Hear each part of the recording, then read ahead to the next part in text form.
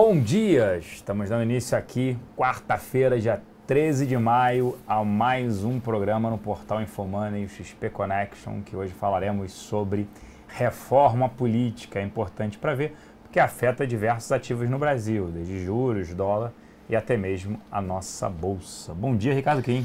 Bom dia, Celso. Bom dia, Gustavo. Bom dia, pessoal. Isso aí, mais um XP Connection aí. Falar um pouquinho de política, que tem sido foco aí nas últimas semanas. Mas também a gente vai conversar de mercado, enfim, oportunidade de investimento. É o que a gente sempre faz aqui toda semana, mas primeiramente bom dia aí para todo mundo. Isso aí, Gustavo Cruz. Bom dia, Kim. Bom dia, Celso. Bom dia a todos. Hoje então a gente vai trazer esse tema que tem sido tão debatido ao longo dos últimos anos e que talvez consiga um novo rumo nessa semana, nesses próximos meses e influenciar a vida de todos. Mas lógico, respondendo a todas as perguntas de vocês sobre diversos assuntos. É isso, então só para passar para vocês, né? Mandem suas perguntas, a gente sempre trabalha assim, mandem suas perguntas que a gente vai responder após a apresentação. Perguntas diversas, não tem problema, mesmo que a gente não seja o assunto, obviamente, reforma política, mas mandem as perguntas, por favor. E também, né, preencham ali, né, querem investir com eles para ter acesso aí aos dados, a essa apresentação, dentre outras apresentações também, xpi.com.br, abra sua conta e tenha acesso aos mais diversos produtos e serviços, né? A XP não é só uma corretora, é uma casa de investimentos, plataformas de investimentos, ativos sobre gestão, mais de 20 bilhões de reais em custódia, impressionante, maior do que muito banco por aí. Mas, dado isso, vamos começar aí a nossa apresentação sobre reforma política, que será conduzida pelo Gustavo Cruz. Vamos lá. Certo, apresentação na tela, então, nosso tema da semana é reforma política, que está para ser votado entre amanhã, quinta e sexta, esses próximos dias, para ver se realmente vai passar ou não. A gente vai trazer a seguinte estrutura. Primeiro a gente vai falar um pouquinho do que está em vigência hoje, qual é o sistema político que tem hoje no Brasil, e as três principais propostas, aquela que vai ser votada, o que pode trazer de mudança para todos nos próximos anos. A gente começa só falando um pouco, dando só um panorama, mostrando como esse ano, nas diversas manifestações, a gente podia ver vários cartazes falando que o sistema atual não me representa, que os políticos não me representam, e isso talvez tenha pressionado um pouco mais a reforma política a ser votada, a trazer essa urgência, essa discussão, esse debate um pouco mais à tona depois dessas diversas manifestações. Então, um sistema de representação em choque, né? Mas, de qualquer jeito, essa reforma não é clamor das ruas, elas só reclamam que não está sendo representativo. Atualmente, então, a gente conta com um sistema eleitoral proporcional, né? Você calcula o quociente eleitoral e, a partir dos votos válidos, você divide pelo número de cadeiras que existem no Congresso. E isso permite, por exemplo, como o último deputado mais votado, que foi o Celso Russomano, que teve mais de 1,5 milhão de votos, que ele consiga puxar mais pessoas do seu próprio partido. Ele puxou 8 na última eleição, sendo que o segundo do seu partido que ele puxou teve 130 mil votos e o oitavo teve 22 mil votos. Isso foi bem criticado, mas alguns dizem que isso é um caso à parte, outros dizem que isso não pode ocorrer mais. Mas, de qualquer forma, a gente vai apresentar aqui as propostas que tem para mudar. Então, a gente tem aqui dos 503 deputados federais, os que foram eleitos com os próprios votos, que não foram, que nem o Russomano puxando os outros, foram apenas 36. Esse número é bem chocante, assim, é bem assustador pensar que só 36 foram eleitos com os próprios votos. Aí a gente tem um número de parentes de políticos tradicionais, são 11. Mas então aqui temos os que foram realmente puxados pelo sistema proporcional, que é o que está sendo tentado, que provavelmente vai mudar se for aprovada qualquer que seja a reforma política. O outro ponto que está sendo bem discutido na reforma política é o número de gasto de campanha, como que vai ser esse financiamento, se vai ser financiamento público, se vai ser financiamento privado, se vai ser misto. Existe uma urgência muito grande de diminuir o que é gasto atualmente com as campanhas. A gente teve aqui 74 bilhões, o que, segundo a estimativa, daria mais do que o orçamento anual do estado do Rio de Janeiro, foi gasto só com campanhas. Primeiro a gente mostra a proposta do PT, existem diversas propostas, acho que cerca de 8, mas a gente vai focar nas três principais que apareceram, A reforma do PT procura dar mais força para os partidos, ela defende mais um voto em lista, seria votado, então você teria o que o partido defende em si, não que cada um dos seus concorrentes a qualquer que seja o cargo defenda. As propostas, segundo eles, a proposta mais voltada para o bem comum e não para cada grupo seu ter a sua preferência no seu candidato. Essa contra um pouco de demanda pessoal ou corporativa, justamente por isso que eu eliminaria esse cara que estaria juntando só um grupo. E seria com financiamento público total, acabaria totalmente com financiamento privado, segundo a proposta do PT. Então você, eleitor, você votaria em uma lista fechada, em torno mais de ideias. A segunda proposta seria a proposta do PSDB, que é o sistema distrital misto, com o fim das coligações proporcionais. Apenas metade da bancada estadual seria então eleita através de uma lista também, a outra metade pelo distrital misto. Você dividiria suas regiões em distritos, então em vez de você poder votar em milhares de candidatos, você vota em 6, 8, talvez menos até. Segundo eles defendem isso porque você estaria bem mais próximo do seu candidato, você fiscalizaria ele bem mais, e você realmente acabaria com aquela história de quem você votou na eleição passada. Você tem bem menos candidatos para escolher, porque ele está representando o seu distrito, região onde você reside, e aí você cobra ele pelo que realmente você quer para sua região, não um voto mais amplo, assim, digamos assim. Eles também defenderiam o fim da reeleição, o mandato de 5 anos com a coincidência das eleições, então as eleições juntariam todas as eleições. O tempo de TVC é proporcional à bancada eleita, apenas com partidos do titular e do vice. Para a parte do financiamento, eles defendem com um financiamento misto, então realmente continuaria público e privado, mas eles insistem que seja delimitado, que tenha um teto para esse financiamento, e que defendem regras na produção e no programa eleitoral, similar com a próxima proposta que a gente vai aparecer, o que eles, segundo eles, baratearia o custo e priorizaria a apresentação das propostas e não um programa que acusaria a oposição ou que mostraria muito mais do que as propostas do partido do candidato. Então, segundo essa proposta aí, os estados seriam divididos em região e cada uma delas com seus candidatos. A última proposta é a do PMDB. Ela defende um voto simplesmente majoritário. Segundo eles querem uma proposta de reforma política que deixe tudo mais simples. Acabaria com os puxadores de votos. Você teria, então, também se dividiria em distritos. Dessa vez eles chamam essa de distritão. Então, por exemplo, o Rio de Janeiro ele elegeria 46 candidatos, que seriam os mais bem colocados, simplesmente os que tiveram o maior número de votos. Os críticos dessa proposta falam que isso diminuiria a força dos partidos, permitiria que muitas celebridades seriam eleitas, por exemplo, como tem o caso tão emblemático do Tiririca. Então, os partidos procurariam esses candidatos celebridades para só ter o voto. Bom, na parte do financiamento, eles defendem o fim do financiamento com mais restrições no teto, mas também misto. Então, por exemplo, uma pessoa física poderia doar 10% do seu rendimento, enquanto uma pública poderia doar só 2%.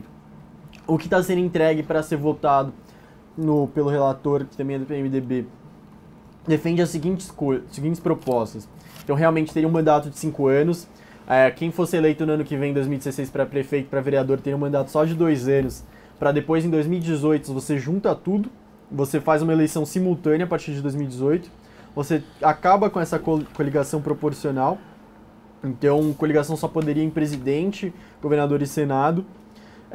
Acabaria com o fim do voto em legenda, então você não poderia simplesmente chegar na eleição e votar na sigla.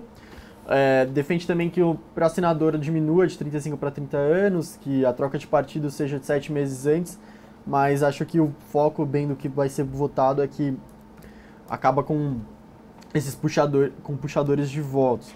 A crítica aqui realmente enfraquece os partidos, né? Mas também outro ponto que tem para destacar acabaria também com a reeleição por executivo, para prefeito, governador e presidente. O mandato continua em 5 anos para todos. Também destacaria que não existe muito um consenso, provavelmente não vai ser um sistema puro das propostas que estão sendo apresentadas, deve ocorrer uma mescla, porque não existe muito um consenso, cada parlamentar acredita que a sua ideia de reforma política é melhor que a dos demais, isso gera um grande conflito de interesses, e principalmente porque o parlamentar que está lá para votar, ele vai acabar pensando muito mais na sua posição, no seu ponto, no seu umbigo. Ele vai pensar no final, putz, mas será que se eu votar isso aqui agora na próxima eleição eu estou me anulando do sistema? Então será que é realmente certo fazer isso? Então muitos defenderiam que seria interessante trazer uma Assembleia Constituinte, outras pessoas bem especialistas para votar, para decidir isso, que não tivessem diretamente ligado, que não tivessem um conflito de interesses. O relator do partido ele disse que fez uma pesquisa entre os parlamentares e todas as propostas apresentadas foram rejeitadas, então nada seguia, segundo ele, acabaria pela manutenção do sistema atual. Há anos que tem sido tentado passar uma reforma política e sempre acaba frustrando, sempre acaba ficando o atual. Então, nenhum impuro provavelmente deve passar, mas de qualquer jeito o presidente da Câmara, o Eduardo Cunha, ele garante que vai ser votado, que independente se vai passar ou não, se vai haver consenso ou não, a votação vai ter. O resultado ele não pode garantir. Então, o prazo está agora no limite, acho que pode trazer um pouco para nós agora da apresentação. O ponto mais é esse, então, que provavelmente deve mudar um pouco o formato das eleições se for aprovada alguma reforma política e o financiamento. Existe então esse clamor para acabar com esse gasto excessivo e trazer um pouco mais de representatividade. O Congresso está querendo chegar mais próximo da população para realmente acabar com esse não me representa. Trazer um pouco mais deixar mais próximo o candidato do eleitor e acabar com essa ideia de gastos excessivos, gastos sem proporcional nenhuma. E outro ponto que eu defendo, que deve ser votado, é que talvez na próxima propaganda eleitoral você só vai ver o seu candidato e não ninguém mais representando ele. Então, se você votar no seu candidato, ele que vai estar na propaganda eleitoral apresentando as propostas e não qualquer outra figura. Você concorda com essa? Gosta dessa reforma? São as perguntas mais aqui. Eu acredito que existe realmente um financiamento as últimas campanhas têm sido um gasto estratosférico. O gasto com televisão está muito além da conta. Muito muito esse conflito de interesse. Quem está no Congresso não tem medo de sair. Então ninguém quer acabar com o que está sendo feito, o que está deixando ele lá. Isso acaba gerando esse conflito de interesse que sempre acaba atrapalhando um pouco a votação. Mas acho que realmente precisaria diminuir um pouco esse gasto. A gente viu lá, acho que são 76 bilhões, daí um orçamento do Rio de Janeiro por ano. É muito gasto com uma campanha. E a parte da votação dos distritos, talvez seja interessante, não sei como é que vai ser passado, mas talvez seja interessante realmente trazer o eleitor para perto do seu candidato, porque tem que acabar com isso também. A gente tem que reconhecer que a gente tem que dividir um pouco a culpa de saber ao mínimo quem a gente votou nas últimas eleições e cobrar também diretamente, para que votamos ano que vem para vereador, na próxima eleição de vereador você tem que saber em quem você votou, quem eram os últimos candidatos e quem pode ser o próximo, que você tem de alternativa, o que não foi feito que você queria. Acho que tem que ter um engajamento maior na política da população, mas isso também tem que partir de um Congresso que passe mais uma proximidade, coisa que acho que hoje em dia essas manifestações demonstram cada vez mais que não me representam, né? Que não representam a população. Ótimo. E até o Molusco aqui fazendo uma pergunta: a reforma política apresentada pelo PMDB é uma pequena evolução na tentativa de reduzir a corrupção. Como o mercado avalia esta reforma? Acho que o mercado espera, né? Não vejo o mercado tão preocupado. O mercado está muito mais preocupado ainda com ajuste fiscal, ajuste... Até porque acho que tem um caminho longo aí pela frente, né? Apesar do Cunha ter falado que vai começar a votação depois de votarem agora MP 664, quer dizer, até afinarem volta, afina a linha proposta, etc. Tem um caminho longo, porque não é uma discussão simples e trivial, né? Então, acho que é por isso que talvez o mercado ainda não esteja colocando nada no preço, porque primeiro você tem que cuidar dessas MPs a 665, que acabou de passar, vai para o Senado, a 664 que vai ser votado, e aí depois começar a conversar um pouco em termos de reforma política, né? Acho que o mercado está esperando um pouco. Depois que o mercado tiver uma noção maior do que vai ser aprovado, se vai ser aprovado, ele vai realmente começar a precificar o quanto isso trará de consequência ao longo dos próximos anos, né? Ainda não está nada claro, ainda está muito no papel, muito a ideia, mas ainda as consequências estão muito nebulosas sobre o que aconteceria se fosse passado esse ou aquela proposta de reforma. Boa. E aí até o Patrick Floripa aqui perguntando no nosso chat, né, do Pregão ao Vivo, né, cadastrem, entrem no nosso chat do Pregão ao Vivo, xpi.com.br/abra sua conta. E aí ele fala o seguinte, ele pergunta o seguinte: sobre a reforma política, eu queria saber como é que o mercado vê a doação de empresas a campanhas políticas ou como o mercado vê a proibição desse financiamento. E aí ele fala mais, né, que já que estamos falando sobre reforma política, queria saber como o mercado vê a proibição de doações, investimentos de empresas a campanhas eleitorais. Eu vejo isso como positivo, né, isso que você já citou, né, o menor volume dado para os candidatos, só que hoje, sinceramente, os investidores institucionais que a gente conversa, eles não estão preocupados com isso. Como destacou o Ricardo Kim, tem muito ainda para acontecer, está longe disso, a maior preocupação é com o ajuste fiscal, Levi permanece ou não. Levi, junto com, hoje quem está governando é o Levi, junto com o Tombini do Banco Central e PMDB, essa é a grande verdade, quanto menos ela aparecer, está sendo melhor, né? Porque ela não consegue falar nada, o PT não consegue falar nada na TV, que é panelaço, tudo isso, manifestação o tempo inteiro. Então quem está governando para tentar trazer para a meta é isso. E aí eu já vou para a pergunta, né? Do convidado 7360, excelente pergunta. Se o Senado enrolar com a votação das MPs até 1º de junho, vai dar problema para o Levi no ajuste fiscal. Vocês acham que o governo tem um plano B? O que aconteceria nesse caso? Primeiro, né? Tudo para passar no Congresso é em torno do ajuste fiscal, representa entre 25% e 30%. Qual seria o plano B? Digamos que nada passe e demore mais para passar. Qual o plano B para atingir o superávit? É elevar impostos. Todo imposto que já existe, elevar a alíquota, não depende de passar pelo Congresso. Esse é o grande ponto. Então, uma elevação, por exemplo, da contribuição social sobre lucro líquido dos bancos de 15 para 17 não depende para passar pelo Congresso, entre outros impostos. Então, a medida é, não vai passar o ajuste, vai levar imposto.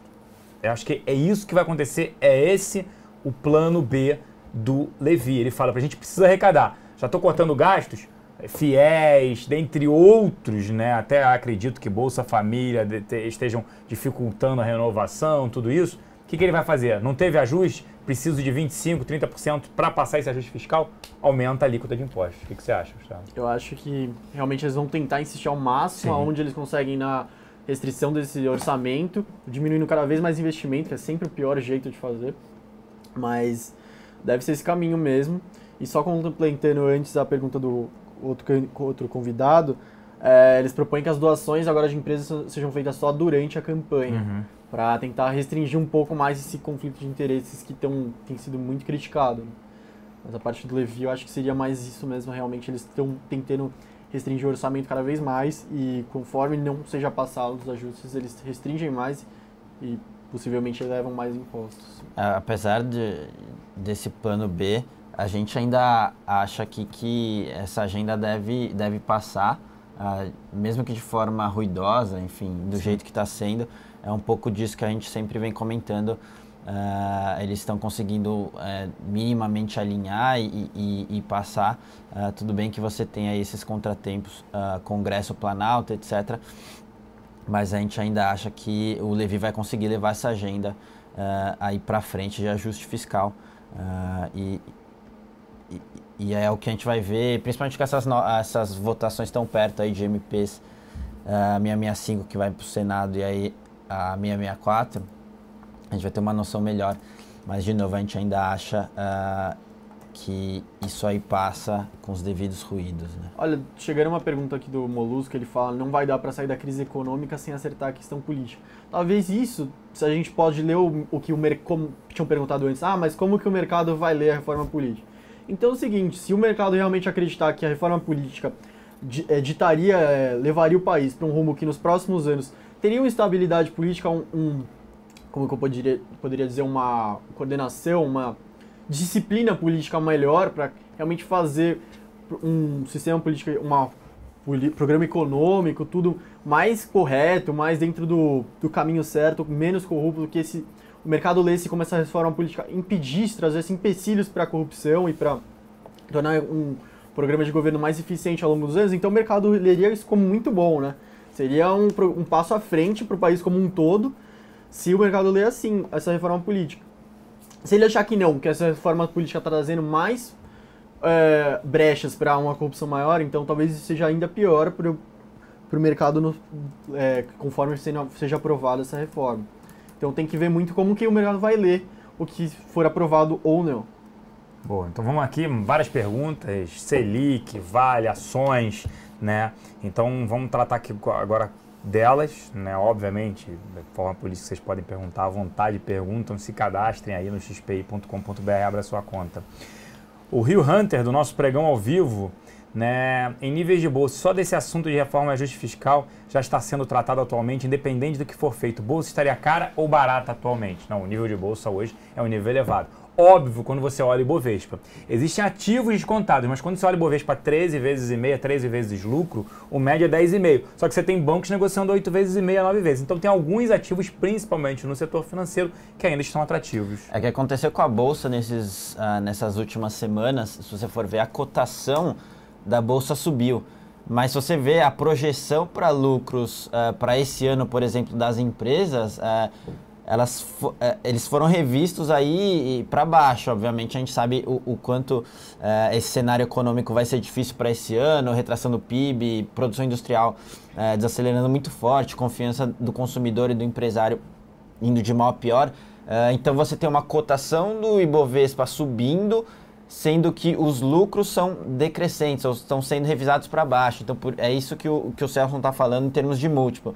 Não adianta você só olhar a cotação, mas você tem que ver em termos relativos. E nesse sentido está caro, porque o investidor está pagando mais caro pela bolsa, sendo que ela vai gerar um lucro consolidado menor. Então, por isso que atingiu aí essas 13, quase 14 vezes preço-lucro 2015, sendo que na média, historicamente, tem negociado cerca de 10,5 vezes. Então, de fato, se a gente olhar no fundamento ali, a bolsa nesse nível aí realmente chama atenção e a gente continua muito cético, né? Com certeza. A Miriel está perguntando aqui, estou com muita exposição ao dólar, com preço médio de 2,94. Sugestões? A gente segue otimista com a alta da moeda norte-americana. O que tem acontecido há coisa de 40 dias quase, quando foi divulgado o primeiro payroll, que representa ali a parte de criação de vagas nos Estados Unidos, de emprego, ele decepcionou. E de lá para cá, todos os dados, eu diria, praticamente quase todos os dados decepcionaram. E o último foi hoje, vendas no varejo, que saiu às 9h30, expectativa era de alta de 0,2, veio estável, abril contra março. Todo mundo falava assim, o primeiro tri pegou nevasca, a temperatura é mais baixa, a economia vai melhorar depois. Já estamos em meados do segundo tri, e pelos dados divulgados em abril, não melhorou em nada a economia norte-americana, né? Vem decepcionando ainda. Por isso que o dólar está mais fraco. Mas a gente acredita, olhando médio e longo prazo, que o dólar é de alta por uma economia mais forte, bem diferente daqui. Aqui a gente está falando em recessão esse ano, uma queda do PIB de 1,5%, uma inflação na casa de 8,5%. E uma Selic, já respondendo aqui o teto da Selic, 14%. Esse é o teto, tá? Na próxima reunião chega entre 13,5% a 13,25%, dependendo 3,5% e 13,75%, podendo chegar ainda no curto prazo ali a 14%, o que seria o teto da Selic. E lá fora, a gente vê uma economia recuperando, a própria Europa mostrando dados melhores do que o esperado em relação a PIB e a gente na contramão. Lembrando só que o discurso recente ali do BC aqui do Brasil foi um pouco mais duro com relação à alta de juros, né? Até nas curvas a gente viu um pouco disso que o Celso falou, uma alta de 0,5% para a próxima reunião e 0,25%. A gente já chegaria ali naqueles 14%. Então, ali até o Levi comentou que, de fato, entre ontem e hoje saiu um comentário dele lá de Londres falando que, de fato, o BC tem que ser bem vigilante na questão de inflação, etc. E, obviamente, corroborando essa visão mais dura com relação a aumento de juros aqui pelo Brasil, né? Falando ainda do dólar, ontem a gente teve duas coisas que a gente tem que destacar. Primeiro de manhã a gente teve a pesquisa Jolts também, que é de emprego, que veio também abaixo. E isso, a pesquisa é dita pelos membros do Fed como talvez um ativo um índice que eles olham ainda mais do que o payroll, que eles observam mais e veio ruim. E ultimamente não estava vindo tão ruim, ontem veio. E outro ponto foi um discurso ontem de um membro do Fed que ele comentou que o dólar atual está muito forte frente às outras moedas e isso está prejudicando a economia norte-americana. Lembrando que essa parte do dólar está muito forte também, a gente tem que pensar que zona do euro começando a reforma, relaxamento econômico deles cada vez ocorrendo agora de fato, né? Eles injetando mais moeda, comprando mais ativos.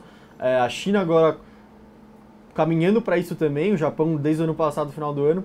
Então esse ressalvo dele tem muito sentido, porque não vem só deles. E se eles elevarem os juros logo, a moeda vai ficar ainda mais forte frente às outras. E talvez, segundo as declarações dele, talvez seja o sentimento que já vigente no Fed, isso seria ainda pior para a economia norte-americana agora. Então, se todas as economias relevantes frente a eles tá deixando a moeda deles mais cara, mais forte, isso está prejudicando a economia deles, talvez não faça tanto sentido deixar ainda pior essa situação, essa equação, digamos assim. Boa, diversas perguntas aqui, vamos lá. O Fernando F, aqui o convidado, perguntando: bom dia, senhores, o resultado de Kroton surpreendeu? Vale a entrada em Kroton agora, Ricardo Kim? Realmente o resultado foi acima do esperado. Eu acho que é legal só dar um contexto e falar um pouco do resultado no geral, depois a gente fala o que a gente acha para frente. Acho que todo mundo já esperava uma desaceleração tanto na captação quanto no crescimento de base, com obviamente impacto das mudanças do FIES. Até a própria empresa, para a gente ter uma noção, a própria empresa no resultado do quarto TRI, no último resultado divulgado, ela tinha falado: olha, a captação para o começo do ano, na parte presencial, vai cair 5% ou vai ser no máximo estável. E eles conseguiram entregar crescimento de 4%. O EAD cresceu também em captação cerca de 8%, conforme esperado. Mas o impacto de tudo isso na base foi crescimento presencial de 5% e na base de ensino à distância de 9%. Tudo isso foi acima do esperado, né? Até pela própria empresa. Frente às mudanças do FIES. Então o mercado ele viu isso obviamente como um dado bom, mostrando um pouco mais de resiliência do que todo mundo esperava. A gente viu também a questão de margem no caso da Kroton. Se você olhar a margem crua ali, a margem caiu obviamente porque você incorporou um ativo que opera em margem menor, que é a Anhanguera. Então, ativo bem relevante que opera com uma margem menor, obviamente a margem consolidada cai. Mas se você coloca uma comparação pro forma, quer dizer, incluindo a Anhanguera no seu histórico, você já vê aí uma evolução de margem se você comparar o primeiro TRI de 2014 com o primeiro TRI de 2015. Então, o management ali conseguindo, e sempre conseguiu, né, sempre mostrou essa capacidade aí de captar sinergia e aumentar a margem. O outro ponto interessante foi penetração no FIES, que reduziu bastante. A gente via ali quase 60% dos alunos presenciais eram FIES e agora cerca de 57%.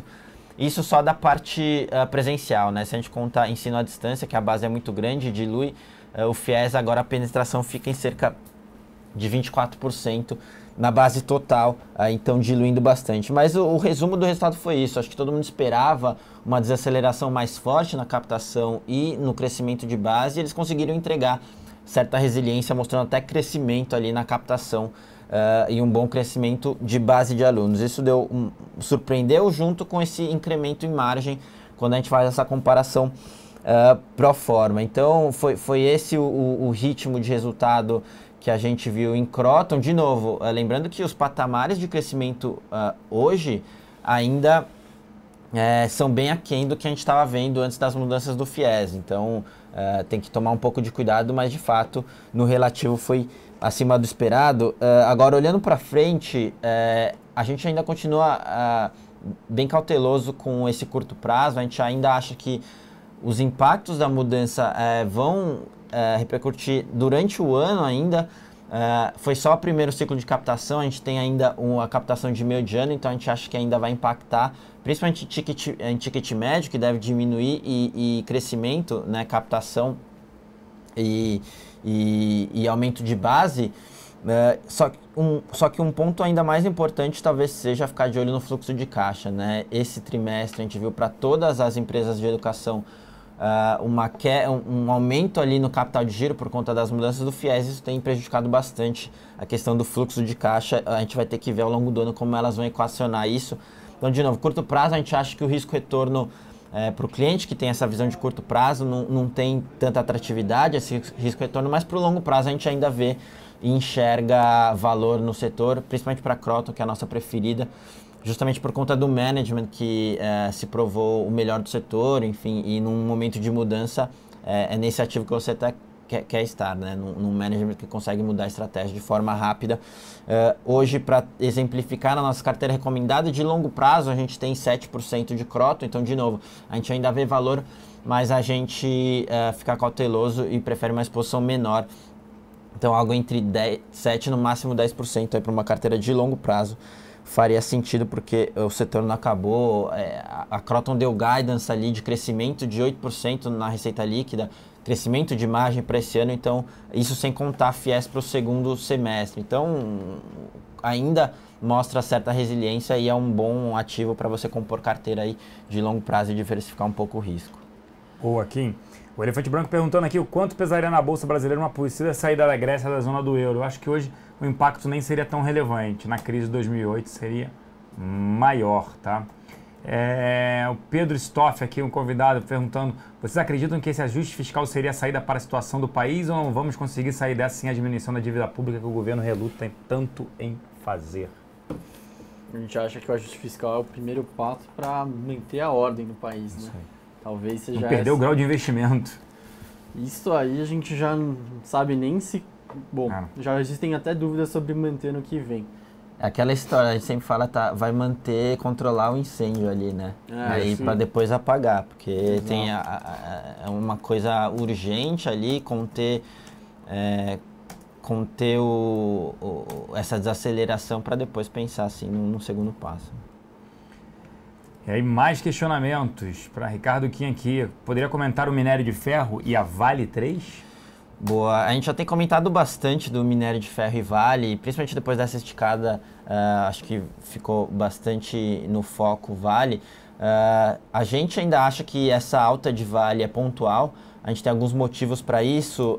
Obviamente a gente teve, primeiro falando do preço do minério, que obviamente tem muita correlação com Vale, o preço do minério deu essa esticada, de fato, com o estímulo da China e redução do ritmo da BHP, de expansão de capacidade. Isso tudo bem, faz sentido até você ter aí uma volta, ainda que comedida, do minério. Agora, a volta de Vale, se a gente for ver, foi de certa forma exagerada, porque se a gente olhar o ratio, a proporção de variação de Vale historicamente com o preço do minério, ela variou muito mais forte, quer dizer, ela subiu muito mais do que teoricamente deveria se a gente usar essa proporção aí. E obviamente a gente consegue elencar aí como um dos principais motivos o short squeeze, né? A demanda por aluguel em Vale estava muito grande, então começou a secar ali, a ter menos doadores, etc. E aí você teve um movimento operacional que a gente chama de short squeeze, que faz artificialmente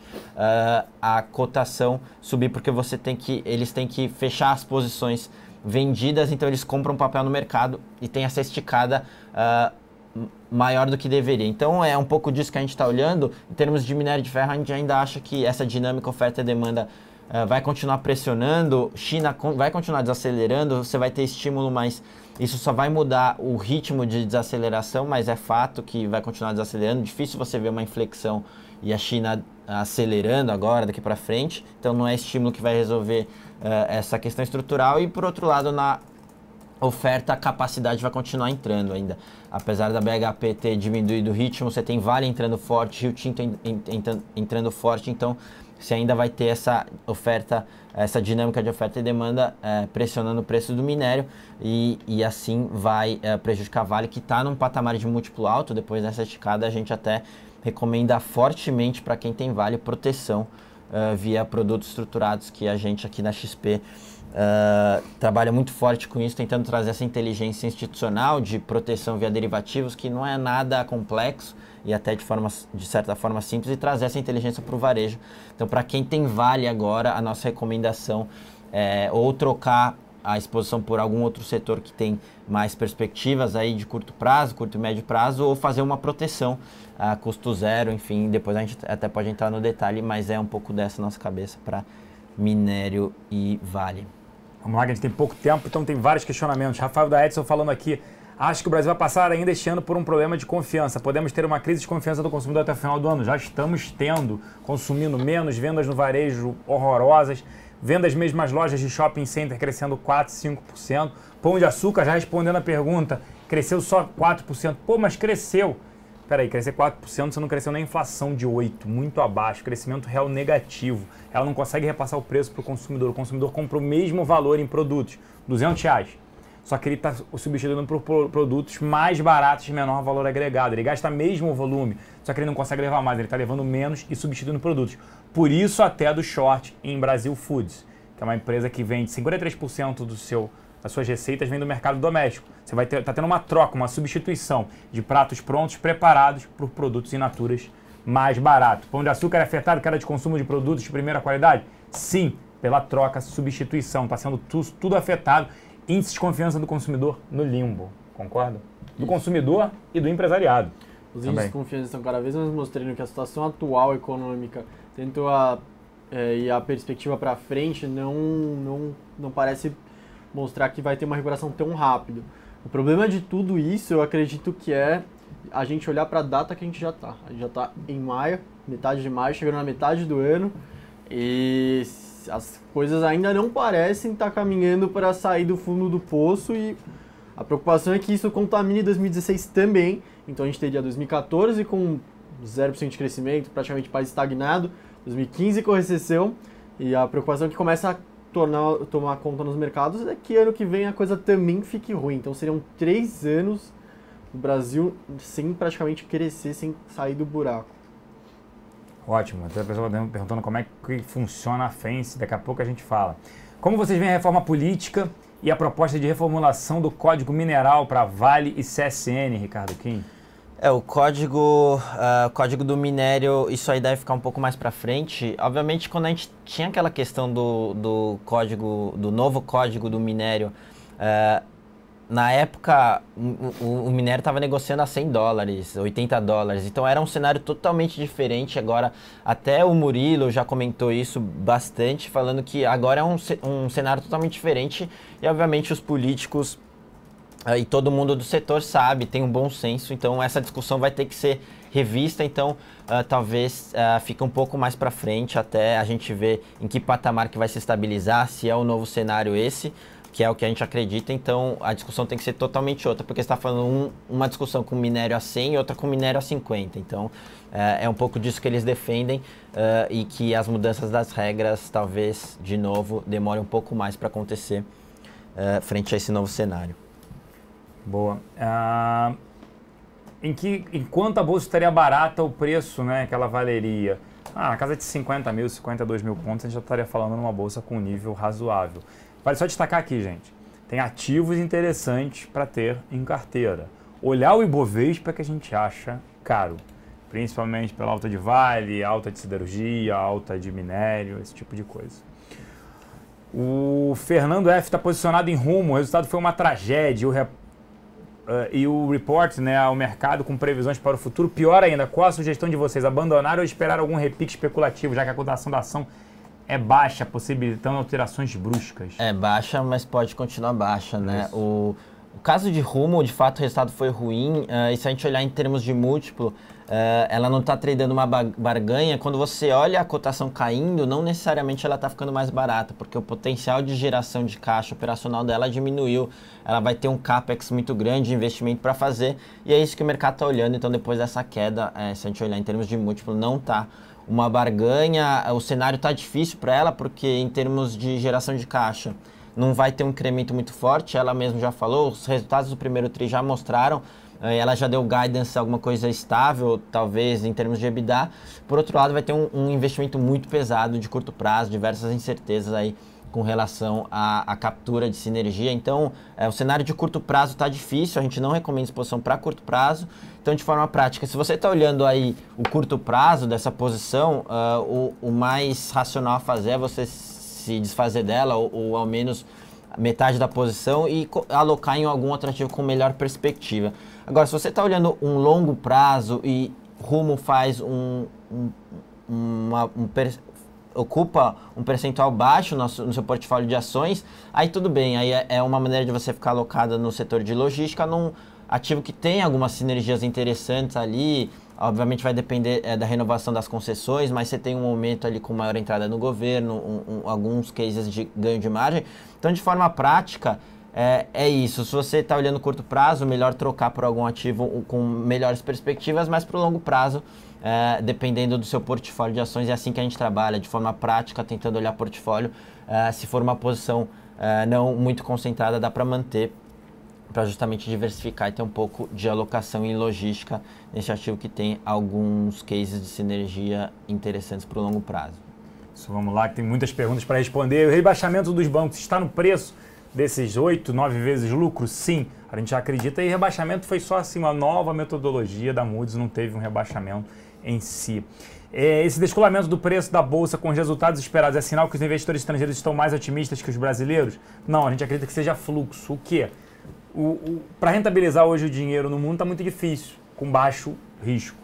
Então está tendo uma liquidez muito grande. Os investidores institucionais hoje têm 30% em caixa dos seus fundos.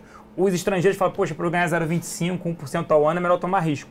Vou para a Bolsa, e como o juro nos Estados Unidos deve postergar mais uma alta, eles acabam buscando bolsas emergentes em outros países. Isso é mais interessante, né? Mais a questão de fluxo, liquidez, e os locais aqui totalmente pessimistas, né? Institucional local, posição, vários gestores de nome aí zerando posição em bolsa. Enfim, a gente também está bem pessimista justamente por conta desse nível de múltiplo. Fazer proteção para quem tem exposição à renda variável é o que a gente recomenda. Isso aí. O Felipe AB do nosso chat lá do Pregão ao Vivo, AB99, qual a tua opinião sobre shortear elétricas agora em um nível elevado de preços? Concorda, Eletmeia, Eletropaulo, dá para shortear, não ter em carteira, mas se quiser também dá para shortear, a gente tem na nossa carteira short Eletmeia. O Juninho perguntando aqui, a sua opinião, a captação na Petrobras de 4 bilhões melhora a expectativa dos investidores? Não acho que melhore isso não. Ela deve estar tendo que rolar algumas dívidas, ela não pode mais se alavancar, até porque sexta-feira vai ser o grande dia para ver o nível de endividamento. Se ele superou ou não os 5 vezes dívida líquida sobre EBITDA, a gente acredita que sim. O que representa isso? Se ela pegar toda a geração de caixa dela e pagar a dívida, ela demora 5 anos para pagar a dívida. Extremamente exorbitante. A empresa é a instituição corporativa mais endividada do mundo, 350 bilhões de reais, sendo 72% atrelado ao dólar. O dólar subiu 21%.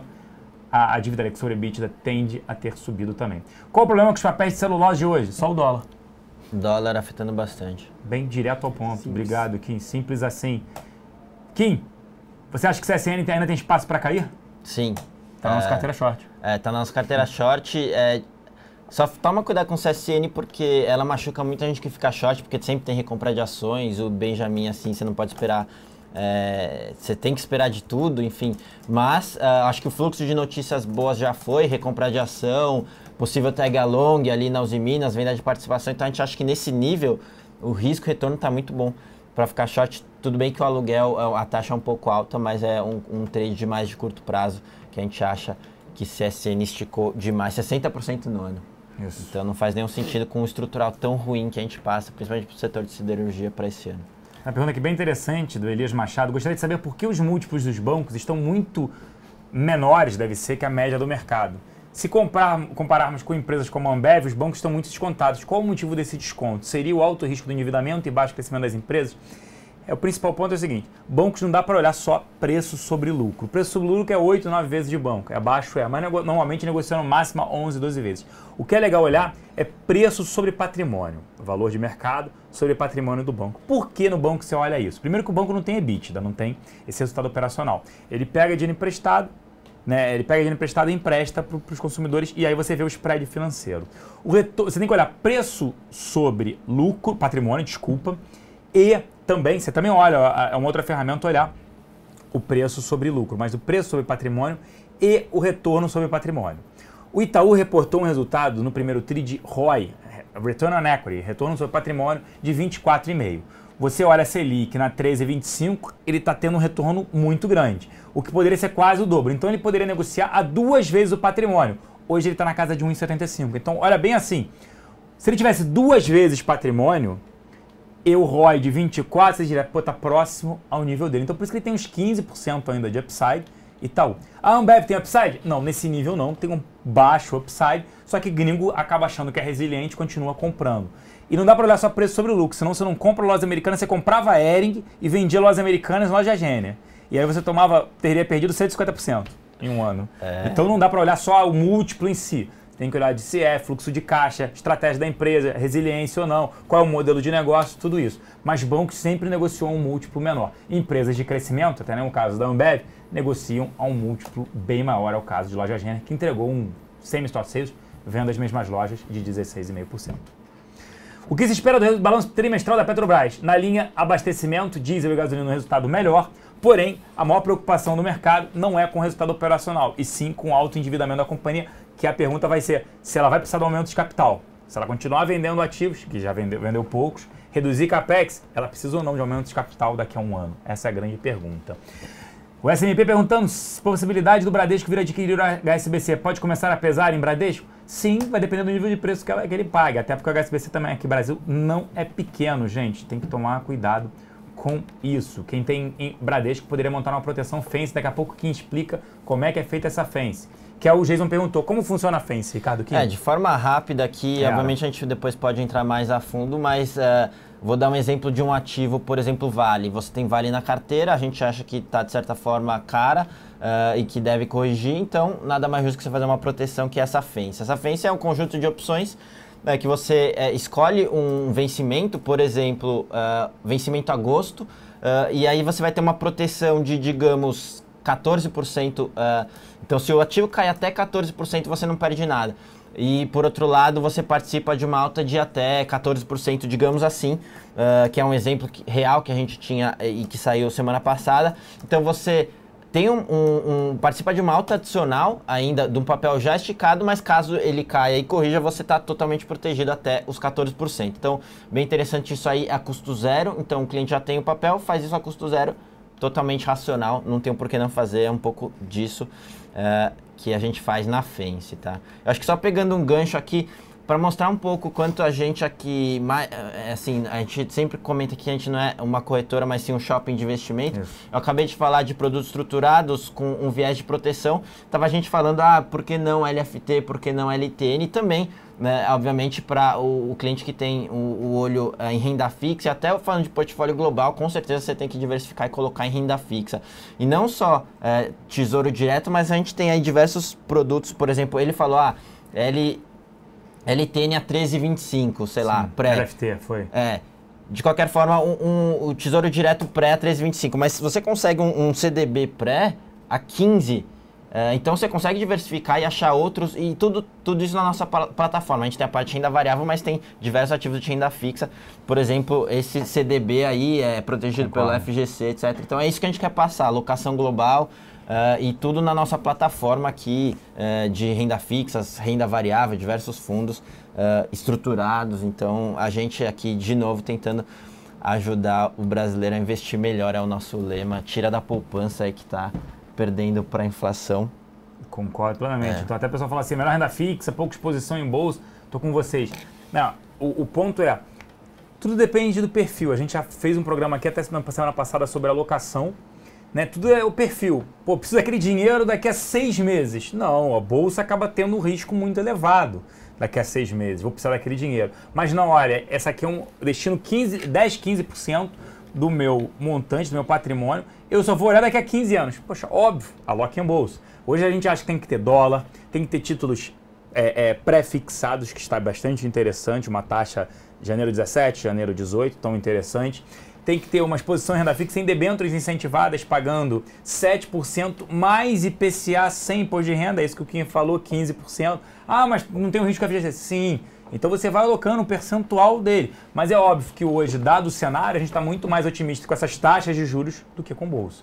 E em bolsa, você pode montar uma estrutura em bolsa, comprar os ativos que a gente gosta, carteira, e montar uma fence, uma proteção no índice Bovespa, que aí tende a proteger a sua carteira e você capturar mais ganhos. Embraer, qual a tendência a curto prazo? O convidado 801. É positivo, né? Principalmente depois dessa queda, o risco retorno está interessante, principalmente se você quer ter uma exposição a dólar, que é o que a gente está fazendo. Nossa exposição a dólar em renda variável é uma mistura de Suzano com Embraer, com mais peso em Suzano e menos peso em Embraer. Porque Embraer tem alguns riscos ali de governo, mas depois dessa queda o risco retorno ainda está interessante, mas de novo, a gente prefere para exposição a dólar Suzano. O convidado 7360, mês que vem retorna provavelmente o julgamento dos planos, né, dos bancos. Não é melhor esperar para entrar em bancos? Não, a gente gosta de bancos, acho que está no nível barato. Entraria agora mesmo, principalmente em Itaú, tá? Vamos lá, CVC, o Rafael Etzel. CVC pode subir bem, já que o crédito pode ser redirecionado, já que com bens duráveis está mais caro, o brasileiro não faz poupança, só gasta, para eventualmente se envaidecer por viagens, uma vez que o Estado se envaidece por...